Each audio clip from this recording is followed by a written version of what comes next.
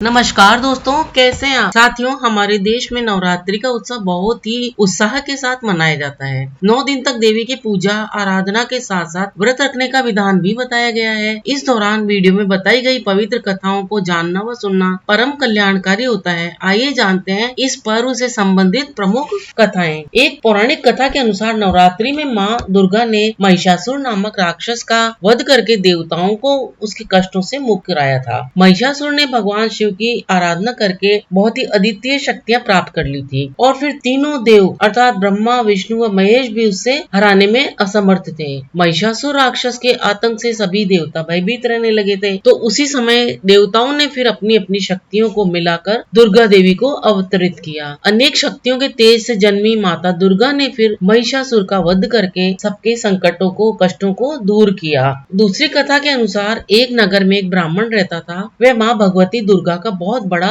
भक्त था। उसकी कन्या थी। ब्राह्मण नियम पूर्वक प्रतिदिन दुर्गा की पूजा और यज्ञ किया करता था। सुमति जो ब्राह्मण की बेटी थी, उसका नाम सुमति था, तो वह भी प्रतिदिन उस पूजा में भाग लिया करती थी। एक दिन सुमति खेलने में व्यस्त होने के कारण माँ भगवती की पूजा में शामिल नहीं हो सकी। तो यह देखकर उसके पिता को बहुत ज्यादा क्रोध आ गया और क्रोधवश उसके पिता ने कहा कि वह उसका विवाह किसी दरिद्र और कोढ़ी से करेगा। पिता की बात सुनकर बेटी को बड़ा दुख हुआ और उसने पिता के द्वारा क्रोध में कही गई बातों को फिर सहज स्वीकार भी कर लिया। कई बार प्रयास करने से भी भाग्य का लिखा हुआ बदलता नहीं है। तो अपनी बात के अनुसार फिर उसके पिता ने अपनी कन्या का विवाह एक कोढ़ी के साथ कर दिया। सुमति अपने पति के साथ विवाह करके चली गई। उसके पति का घर न होने का कारण उसे वन में घास के आसन पर रात बड़े कष्ट में बितानी पड़ी। तो गरीब कन्या की यह दशा देखकर माता भगवती उसके द्वारा पिछले जन्मों में की गई उसके पुण्य के प्रभाव से उसके सामने प्रकट हुई और फिर सुमति से बोली, हे कन्या, मैं तुम पर प्रसन्न हूँ, मैं तुम्हें कुछ देना चाहती हूँ, मांगो, तुम क्या मांगती हो। इस पर सुमति ने उससे पूछा कि आप मेरी किस बात से प्रसन्न है माता। कन्या की यह बात सुनकर देवी कहने लगी कि मैं तुम्हें पूर्व जन्म के तुम्हारे पुण्य के